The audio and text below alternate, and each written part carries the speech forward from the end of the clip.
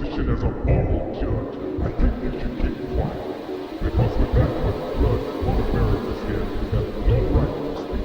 I will speak, because I don't have that blood on my head.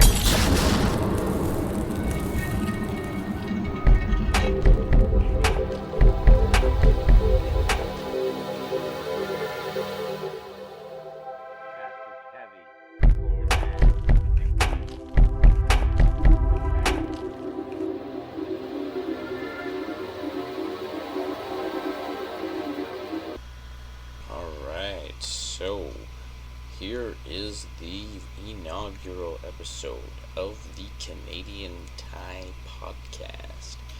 I have a very brief sort of introductory episode planned today, just so I can get something up and running.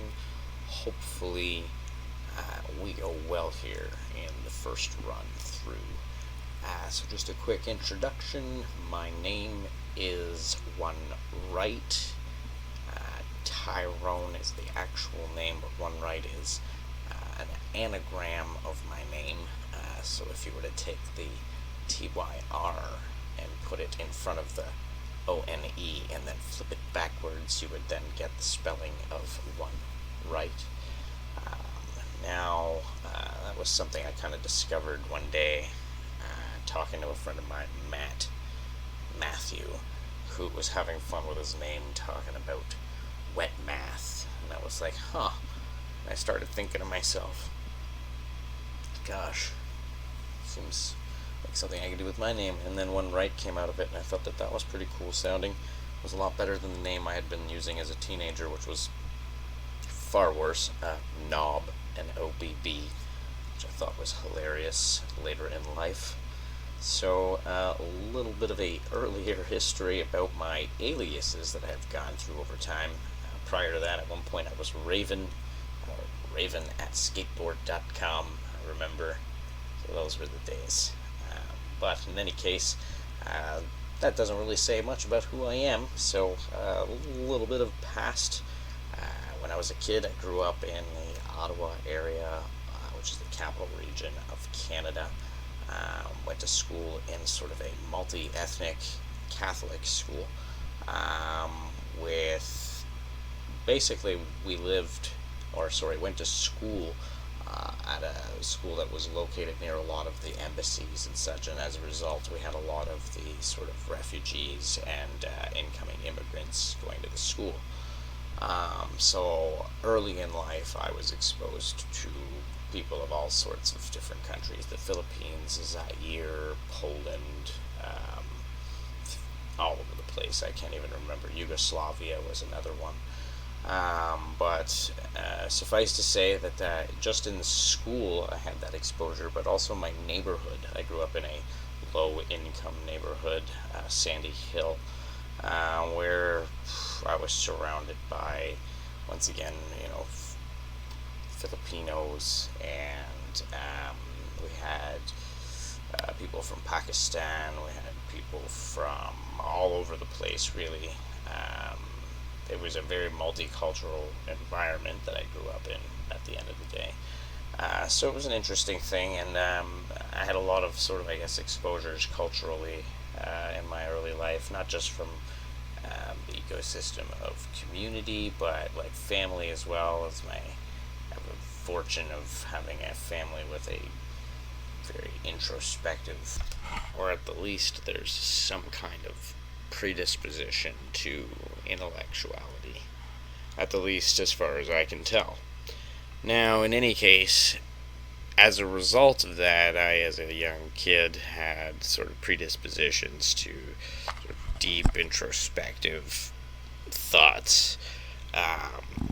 For example, I consistently and were always thinking about what happened after death. I would lay in bed considering the practical feeling that one might go through in the transition of death, going from conscious of something to conscious of nothing, to which point I would reach sort of a logical block, and I would say it doesn't make sense that I could go from conscious of something to nothing, because even though my consciousness stopped, there is still existent consciousness. Therefore, in some respect, there was still awareness, whether or not it's mine and whether or not it has any attributes of my personality are irrelevant. It's not darkness after I pass away. So that was sort of something that I always went through a lot thinking of as a kid, which was an interesting thing. I would sit there laying in bed actually turning off my thoughts, and this was in response to my own thinking and consciousness, no adult sort of encouragement. In fact, I felt struggle through my whole life with these sort of intellectual notions, as I always felt sort of I couldn't talk to anybody about them. Nobody talked about these things around me. So I almost saw it as being like forbidden. I shouldn't do it. What am I doing wrong? Even one time I remember being at school and pondering around at lunch recess for the entire recess, wondering what's the meaning of life. And I went back into the school to go talk to a teacher about it, and I suddenly became wary of the fact that I was in the school during a recess, which could get me into trouble. So I went back outside and never questioned a thing. So I've had all kinds of moments like that, but eventually, I had mindfulness sort of activities that I would do, which I thought was cool. I would lay in bed trying to turn off all thoughts in my head, all thoughts, it turned out to be very difficult and challenging. I can remember almost the frustration and angst of it, going through the process of trying to think of nothing, but thinking that the only thing that I'm thinking of is the words of trying to think of nothing, and then eventually I was able to pull off a blank, but then the excitement of pulling off, blanking out my mind took over, and I was celebrating it in my mind, and I was like, I ruined it, so eventually I was able to do it for lengthy amounts of time, but I sort of stopped doing that kind of stuff shortly after I had my first lucid dream, actually, I think. So I had a lucid dream one time after reading a book about dreaming, which, when I became lucid, I actually tried flying almost immediately. I just was like, I'm going to fly, and as a result, I had happened to be just below a bridge, I guess, and the bridge I hit my head on. That made me forget that I was dreaming, and so I woke up the next morning remembering that I had had a lucid dream, but that some bridge had manifested to stop me from lucid dreaming. And to me, that was a sign of my body resisting against my intrusion within the dream realm. And so I stopped doing it, and I kind of became a little less, I guess, introspective over time. I'm not sure. But I've always had it within me to sort of have these deep introspective things, and in my adult life I kind of came more back to researching and looking into the sciences, etc. Especially after I graduated high school, I realized, I am now responsible for my own education. There's nobody else that's going to teach it to me unless I go and pay exorbitant amounts of money. So I remember specifically the day I decided I put on Beethoven on the speakers, and I rolled up a joint, and I decided I am going to sit and read astrophysics. And as I would read the astrophysics articles in Wikipedia, if there was a term or word that I was unfamiliar with, I would either follow the hyperlink accompanying it, or if there was no hyperlink, I would copy and paste into a Google search to figure out just what it was. Now, as you can imagine, this led to a tree of tabs that were open, tons of tabs. And I remember my mom always thinking, oh my god, what is this guy? He's like a conspiracy nut just with all these tabs. But I was just always doing deep research. And back in those days, that led me to being sort of a deep leftist. I was very sort of socialist, and I thought that the world needed to just get rid of all the borders, and we all needed to cooperate, and there needed to be a division of all of the sort of monetary assets of the world equally amongst all people, and all of these different concepts that today I would gawk at. And so I eventually kind of moved a little rightward in my mentality as I learned a little bit about the stock market.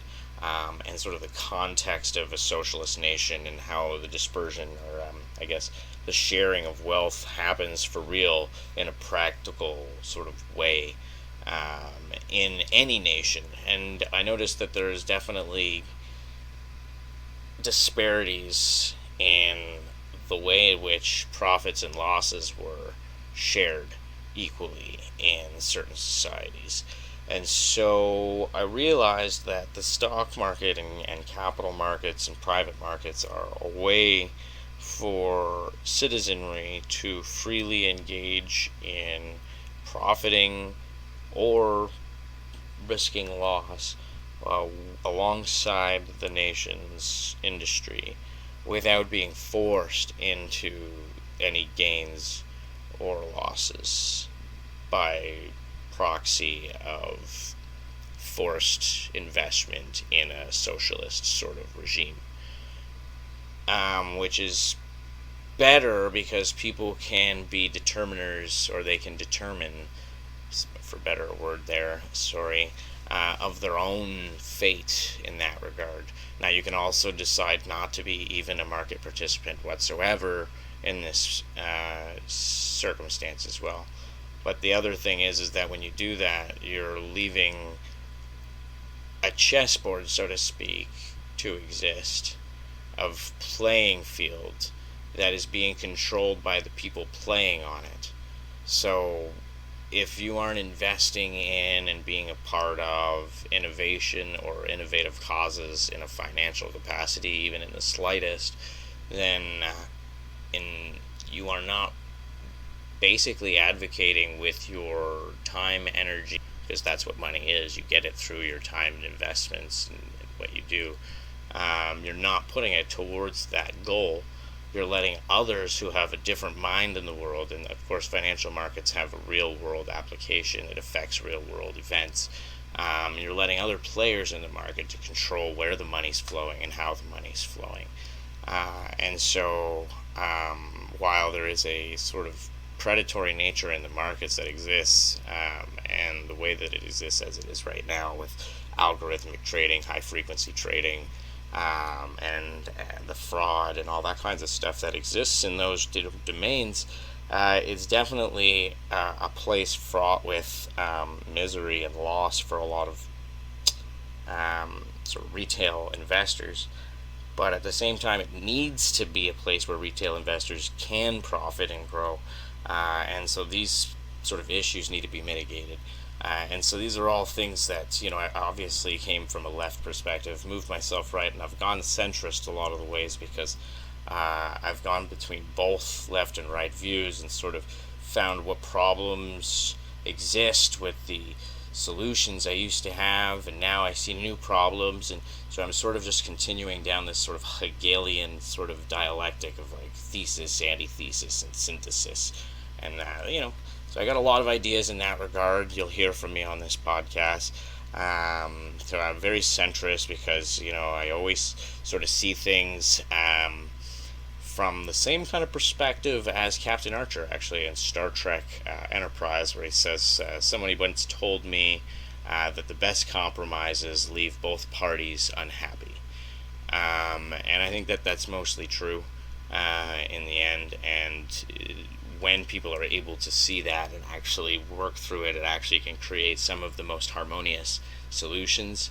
But people often lose opportunity through their ego and that kinds of stuff, which is why I consistently try to operate from a devil's advocate perspective on most issues, because I have the goal of fleshing out the scope of debate to expand the views that maybe are being missed out on, and even if they aren't necessarily entirely correct views, your analysis of those views and subsequent criticisms can lead to novel synthesis of thought, which can lead to progress in creating more harmonious views between people who typically are on more of a discordious sort of way between each other.